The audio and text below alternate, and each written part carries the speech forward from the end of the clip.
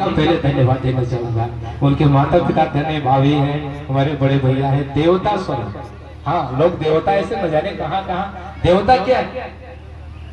देवता भगवान कहते हैं कि मातु पिता गुरु करहि सेवा, तीन हो लोग बड़े महादेवा। यही सबसे बड़े देवता है। अगर ये बच्चा है जिस दिन अपने माता पिता का हृदय से आशीर्वाद लेकर के विद्यालय जाएगा, सच कहता हूँ मैं अपने बच्चों से कहता हूँ आशीर्वाद लेके आना। नहीं कुछ है तो आदत में बना लो, ये आदत में बनी है तो बस इतना ही कह के चले आओ, बाबूजी माई जय भीम जाता नहीं स्कूल है, हो गए काम। बस माँ बाप का आशीर्वाद लेकर के जाए। ये जो संस्कार चल रहा है इसी बात का संदेश दे रहा है। हमें शीलवान बनना है, बाल बच्चों को शीलवान बनना है। अभी तो हमने बताया नहीं, बुद्ध ने कहा कि ऐ दुनिया के लोगों, बस तुम्हें राह दे रहा हूं, उस राह पे चलना। कौन सा राह दिया? भगवान बुद्ध ने कहा बुद्धं शरणं गच्छामि, बुद्ध की शरण में चले जाना, मेरी शरण में मत आना।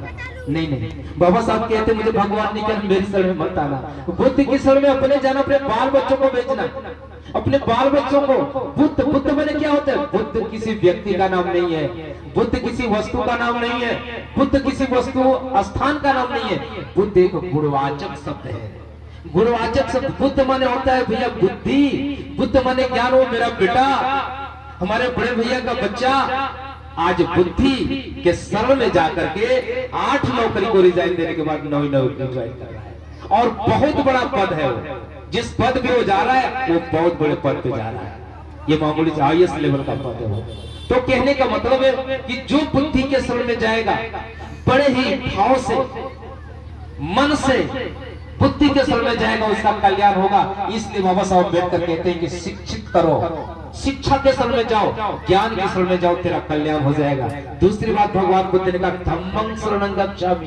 धम्म का मतलब होता है सुंदर आचरण। वो बच्चा एक ऐसा बच्चा है सुंदर आचरण जीवन में किया, कभी किसी को रे नहीं कहा होगा। सच बता रहा हूँ, हम लोगों के सामने अगर आता है ना तो बात करता तो सर नीचे कर देता है। इतना मतलब माता पिता का आशीर्वाद है।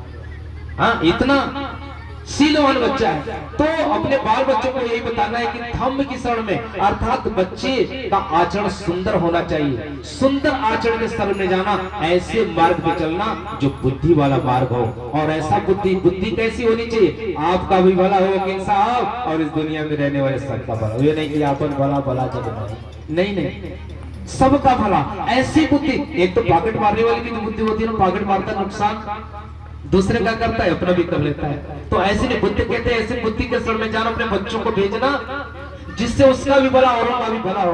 और तीसरी बात भगवान कहते हैं संघं शरणं गच्छामि।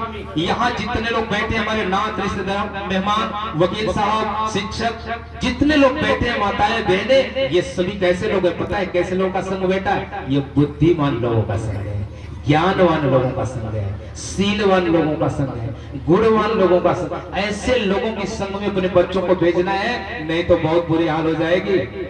एक उदाहरण देकर के मैं अपनी बात खत्म करता हूँ। वकील साहब, जैसे आसमान से जब पानी बरसता है, चाहे किसी नक्षत्र का पानी हो, जब वो पानी जमीन पे आता है और उसकी संगत से जब धूल से होती है, उसकी संगत, उसकी दोस्ती धूल से होते ही वो तुरंत कीचड़ में बदल जाता है, जिस कीचड़ से हम आप पीड़ा करते हैं। और वही पानी का बूंद चमकता हुआ चांदी जैसे जब ऊपर से आता है, केले के फूल से संगत होती है तो कपूर बन जाता है। वाह क्या बात है! वही पानी का बूंद वही है, चाहे किसी नक्षत्र का हो, अगर वो पानी आता है और समुद्र में रहने वाली सीप के मुख में गिरता है तो मोती बन जाता है। उसकी संगत देखिए। तो मैं पूछना चाहता हूं, और वही पानी का बूंद जैसे किसी सांप के मुंह में गिर जाता है तो जहर बन जाता है। बच्चे की जिंदगी क्या चाहते हैं? जहर जैसे नहीं, मोती बनाना है। संगत अच्छी होनी चाहिए।